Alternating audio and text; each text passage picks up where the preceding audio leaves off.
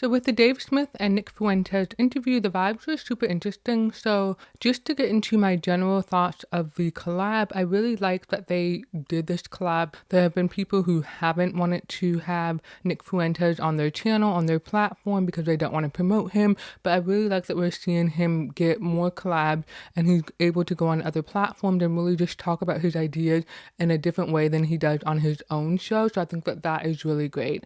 However, I did not like this collab as much as I was hoping to, and it actually took me a while to get through it. And I watched it yesterday evening, and I got maybe about 30 minutes or 40 minutes in.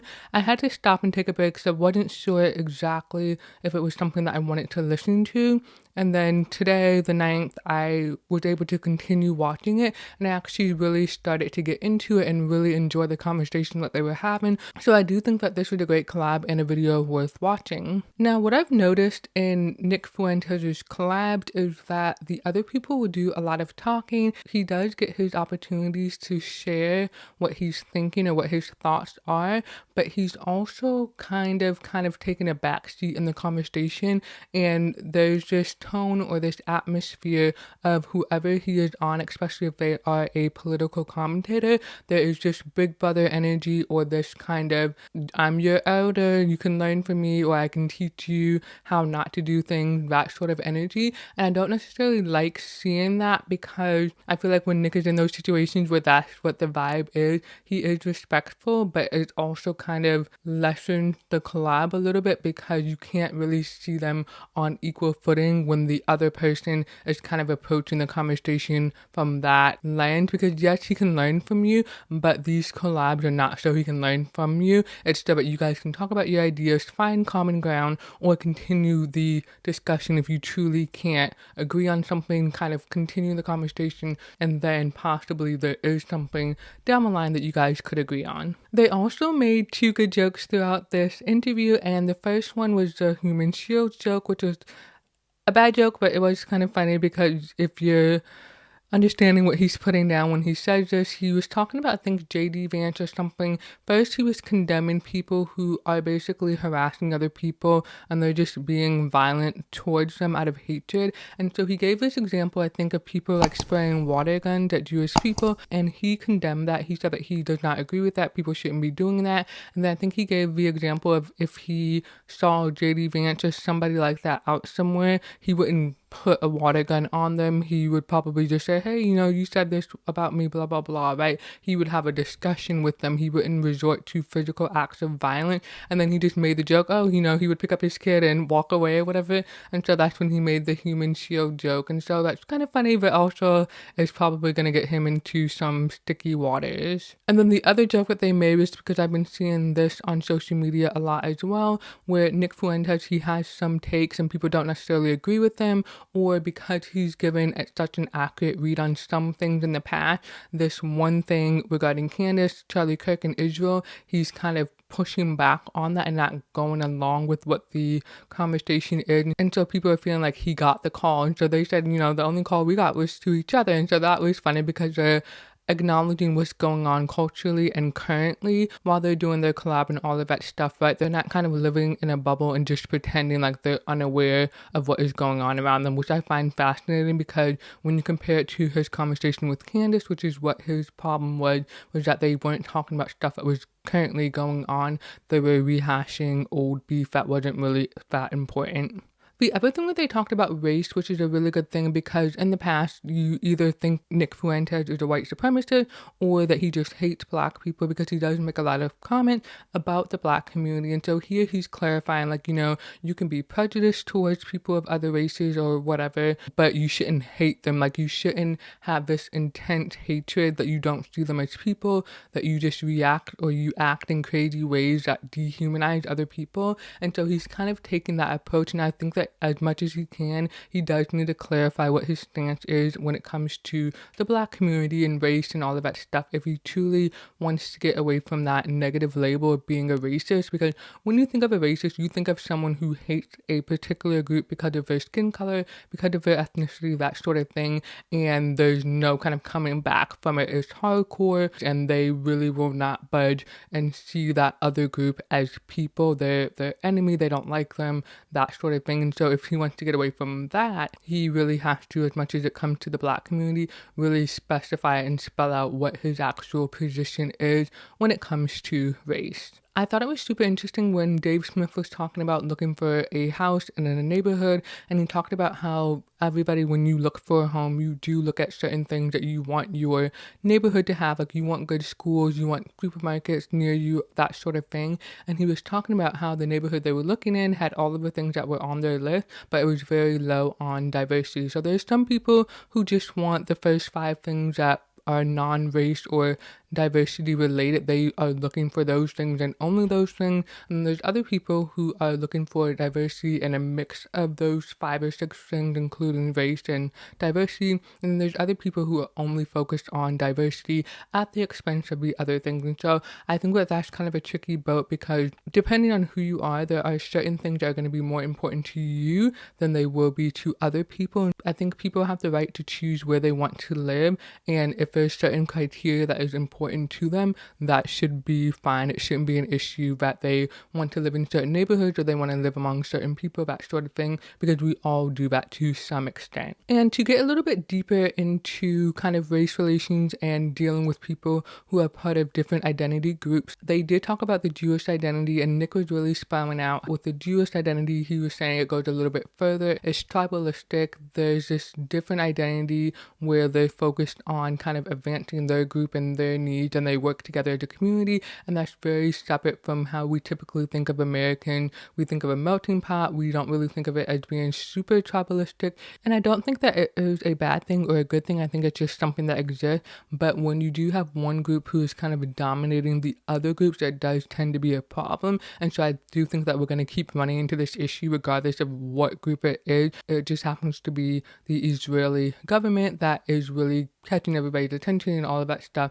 and people are focused on that. And Jewish people, I think that that is always going to be a problem when you have one group that is just in the spotlight and it's for all of the wrong reasons. And in criticizing Israel, the government, and all of that stuff, Nick was really hitting home that, because he's not Jewish and he's criticizing the Israeli government, the Jewish identity, and all of that stuff, it had a different weight when it comes from him versus when it comes from Dave Smith, which came up in the Candace Owens collab that he did, where basically Dave Smith can say whatever he wants about the Israeli government, Jewish people, that sort of thing, and it doesn't touch him or affect him the same way. And that's the same thing as someone who is Black talking bad about the Black community or criticizing people in the Black community. It doesn't have the same weight as if a white person were to do that, because they're not part of that identity, they're not part of that group. And so again, that can happen with any race, any religion, when you have this battle between people who are inside the group criticizing and people who are outside the group criticizing.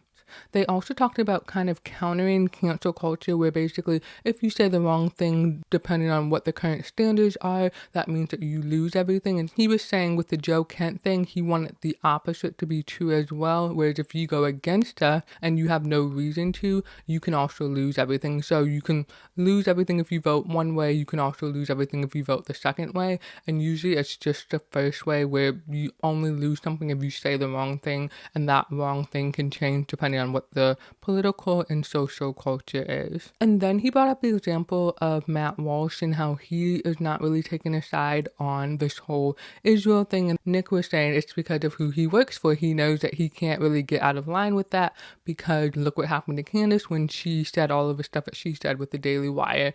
And Dave Smith brought up an interesting point, and I meant to look it up, but if I can find it, I will add it on the screen. But basically, Dave Smith was saying that when Candace brought him on, when she was with the Daily Wire, he felt like she kind of did it to piss Ben Shapiro off or to frustrate him. And I'm wondering what the time frame or the timeline on that is compared to when she started getting into her stuff with October 7th of 2023, and then the rabbi debate that she did, the last conversation or the last video that she did with the Daily Wire. I'm wondering what the timeline of all of that is as well. In regards to Matt Walsh, I did see that someone said that he's against foreign aid to other countries. So in that sense, it's kind of just a broad statement, and he's not really, I guess, being specific to the Israel government issue that we're dealing with right now. And so I can see both sides of it. I would have to look more into what Matt Walsh's actual policies are as it relates to Israel and foreign aid and all of that stuff. But I do agree with what Nick is saying here, that you don't want to touch those issues because you see that people are paying the penalty for speaking out of turn or not saying what other people think they should be saying. What was so interesting about the conversation at this point is Dave Smith was talking about he is criticizing the Israeli government from the perspective of not liking warmongers and neocons, whereas Nick is saying, hey, this is a identity issue.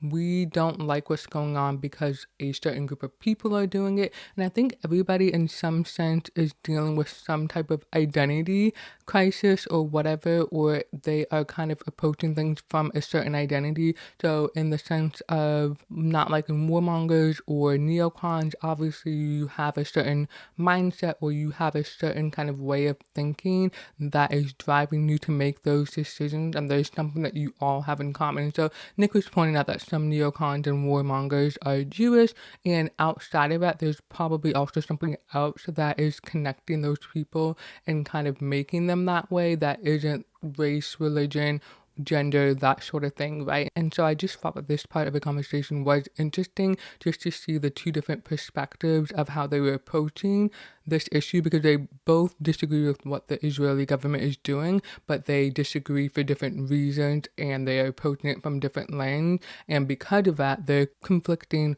or they're fighting with each other, even though they, at their core, they are advocating for the same thing, which is for the Israeli government not to get us involved in their wars and have these wars to begin with, right? And so I just think that that's interesting that you can have people who think about this issue the same way, but they think about the issue that way because of different reasons. The Alex Jones reference was interesting as well because they brought up Sandy Hook and they were saying, he's a conspiracy guy. He's talking about all of these different conspiracies, but Sandy Hook was different because he wasn't targeting like a idea or like a group of people. He was targeting or kind of bringing to light something that ordinary people, average people were going through. And so that was a distinction from his normal conspiracy theories, because usually when you think of government conspiracy theories, you think of like the FBI or the CIA, like the Jason Bourne movies, like they're going after a specific organization. They're not targeting average everyday citizens. And so I think that they have a good point there, that when your conspiracy theories are just centered around something that has an impact at the local level, it seems like you're kind of punching down in a sense and you're not kind of targeting the bad guy, if that makes sense. This is relevant because Dave Smith was bringing in the idea that Nick Fuentes is kind of doing the same thing when he's just kind of attacking people on the internet and going after them, or going after other political commentators who either think what he does or they're just too late to say it, or he just doesn't agree with what they have to say at all. And so he's just trying to get back to the idea that these are all just people. It's different when you attack institutions. Hopefully that makes sense what I'm saying, but I understood what Dave Smith was saying in this conversation when he was trying to correlate the two as far as Sandy Hook and just going after general people or regular people versus battling like these big institutions that people just flow in and out of. The personnel of those institution changes. Moving on, they also talked about the group text. So this is the Charlie Kirk group text where he's basically saying, hey, I don't like being bullied. I'm going to bring Candace back, and then I have no choice but to leave the pro-Israel cause. And Dave Smith said something interesting. I don't think that he fully finished his thought, but what I heard and how I understood it was that he was saying that Charlie Kirk meant leave the pro-Israel cause, and that he was not only platforming people who support Israel, that he was going to continue the big tent thing and allow all of these voices versus I'm just not going to support Israel publicly anymore. I'm going to kind of go behind the scenes and kind of let you guys do all of that while I focus on something else. And I think that that is super interesting, the idea of him saying that he was going to leave the pro-Israel cause, because what does that really mean and what does that look like? Does that mean that you are going to change Turning Point USA into something else? Does that mean you're going to be forced out of Turning Point USA and you have to go and start your own thing over from scratch? So what does that look like? And obviously we're not going to know, but I think that that is a interesting idea to explore. What does that look like when your views change about such an important topic, and how do you navigate that? Because there's probably other people who are going to go through that situation and they may be scared too because of what happened here, or they may just have questions about what that even looks like when you change your mind on something. Because most people, when they change their mind, they kind of make a public statement and say, hey, I was wrong, this is what I believe now. Or they may just not say anything, and then people will call them out for it, for not being honest or transparent when they kind of have that shift in how they think about different issues. Now, I thought the part about JD Vance was super interesting because neither of these guys want, I guess, Vance to be the nominee or the winner for the 2028 presidential election. And I thought it was interesting how they were talking about Trump. And in 2016, Trump really was definitely unique and one of a kind, and I don't think that that will be replicated. But you can kind of see JD Vance trying to tap into that because he does have his little one-liners that trend and all of that stuff and get him a lot of attention. But in terms of replicating what Trump did in 2018, I don't think that that's going to get him very far. And so when he is not making those comments that catch your eye, what else is there that he brings to the table? And so Nick Fuentes was saying, he's built in a lab. He is just like your typical politician. And essentially what he's saying is that there's nothing special about him. And so I don't know how I feel about JD Vance, but I thought that this was an interesting conversation that they were having, because a lot of people do like JD Vance, but there's also a lot of tension within the MAGA movement or the conservatives because they feel like Trump and Vance are not actually doing what they were mandated to do, right? And so that is interesting when you think about people who are in the White House now and what they're doing, and when they want to run for election in 2028, what does that look like? Because we know that with Kamala Harris, the biggest thing that people were saying about her is that she was saying, I can fix the border issues or whatever she was saying, right? And she was saying, I can do that as president, but people are like, you're in the White House now, why can't you do that now? And so I think that JD Vance will probably run into the same issue in 2028, and I feel like that's probably an issue that most vice presidents run into, because they do say that vice presidents don't really do anything or they don't do much, and so that can be a difficult position to be in, that kind of sideline position, and then also try to make a name for yourself so that you can become president one day if that's something that you want. Moving on, they also talked about censorship and free speech. And so Nick gave this example of him going on the Fresh and Fit podcast, and he was basically talking about how he was on a panel with Black women or women of color, and basically he was saying that one of the women was like, F Jews or whatever. And so he kind of saw the problem with that, because one, people are saying, yes, you can criticize the Israeli government for what they're doing, but that doesn't correlate, or that doesn't translate into hating Jews or Jewish people. That just means you don't like what a government body is doing. And so he was saying that things like that, going back to his earlier comments, where you can have prejudice, but you shouldn't have hatred towards a group that you probably don't even really think about outside of when tensions are high, right? And so I think that he has a good point here, because as long as you can continue to spread hatred about certain groups, and you're not doing it from a respectful place and a place of just simple disagreement on how to handle something, that can lead to more censorship. And they kept talking about the censorship in 2020 with Facebook and social media, and how certain people or certain perspectives, certain opinions were kind of controlling the White House and all of the things that they are doing. In a sense, he's saying that with Republicans having control of the White House and being in power, they need to do enough to dismantle the left so that they can't rise up the way that they did in 2020.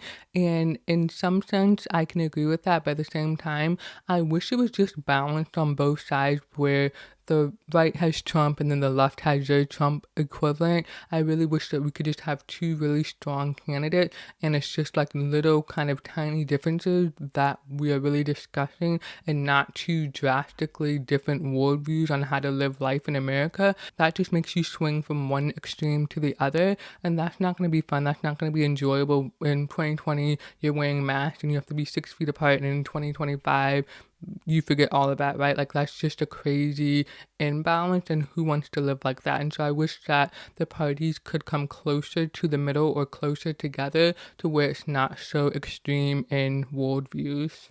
They did briefly discuss January 6th, and what they just talked about was how Trump basically threw his own people under the bus. And Dave Smith did have a good point where he's like, you can, I guess, question things, but as a leader, you do have a responsibility. And he was also talking about how basically when Trump was in the White House in the first term, he could have pardoned the January 6ers, but he didn't, and so he let them sit in prison, and then now he's pardoning them. And so they were just having the discussion of saying that, Trump is not doing what's best for everyone. He's more focused on himself and all of that stuff. And so that is a difficult situation because everyone loved Trump in 2016. And then Dave Smith was saying, hey, it didn't go well actually. So I don't think he voted for him in 2020. And I'm not sure who he voted for in 2024. But it's just so interesting how you can get captivated in how someone presents or their reputation or how they appear on social media and all of that stuff without necessarily understanding what that person is going to be like in a government position where they are literally the leader of the country and all of that stuff. And so I find that super interesting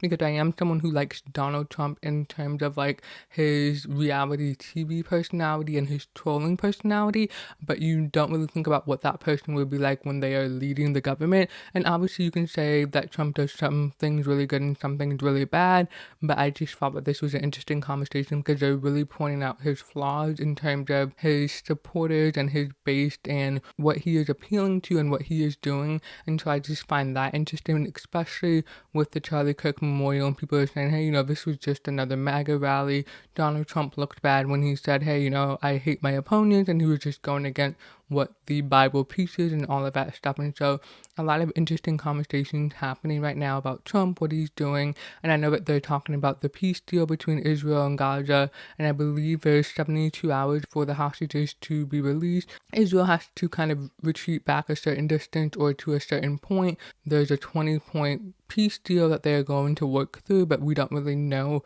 how that's going to progress because we're really just at phase 1. And so that will be interesting to see how that plays out over time. I haven't gotten a chance to look at the peace deal to see, like, is this something that's going to happen in the next 2 years, 5 years, or is this going to be a decades-long peace deal? And that would be interesting because when you think about people making decisions now, what is it going to look like for other people who have to deal with those decisions in 5-10 years? The other thing that came up was the beef with Candace Owens and Tucker Carlson. I don't really want to rehash that too much because we've talked about it so much on my channel, but basically he was just reiterating his beef with Tucker Carlson, how it went back to before the whole Israel thing. It goes back to Joe Kent, and then he was just talking about with Candace Owens and how she treated him when they did their first collab and all of that stuff. And so he was really talking about how he didn't really feel like he was in the wrong because he's punching up versus punching down. But I thought that Dave Smith made a good point to say, like, hey, you may think that they're bigger than you because they have millions of followers, but you also have an influence, and when you attack them, they may not see it as you punching up or that you're just kind of insignificant. They may see it as, hey, this guy is just as big as me, he has as much weight as I do. They see it as an even or level playing field, and I can understand that because you can have a more humble sense of how you see yourself and not think that you're as big of a deal as you are. But then when someone says, hey, you're actually a big deal and your words have weight, you kind of start to think about things a little bit differently. And so I think that Dave Smith was right in saying that, and I think that was probably one of the best comments that he made throughout this collab in terms of how Nick approaches things, because the other stuff that you said was kind of more big brother and giving him advice, but I really wanted to see them kind of debate their ideas more so from a level playing field instead of like a big brother to a little brother sort of kind of dynamic at times.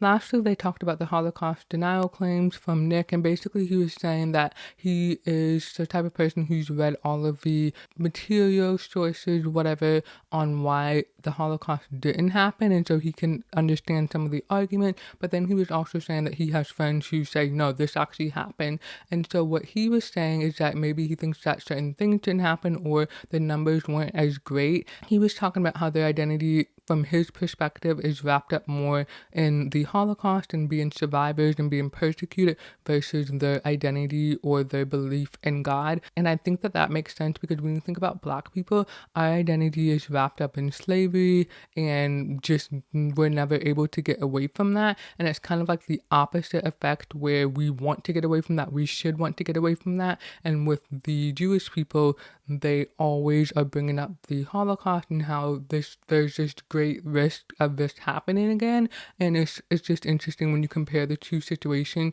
and the two identity groups as far as things that they've been through in hardship and how those conversations are handled when it comes to those things that they've been through as an entire group.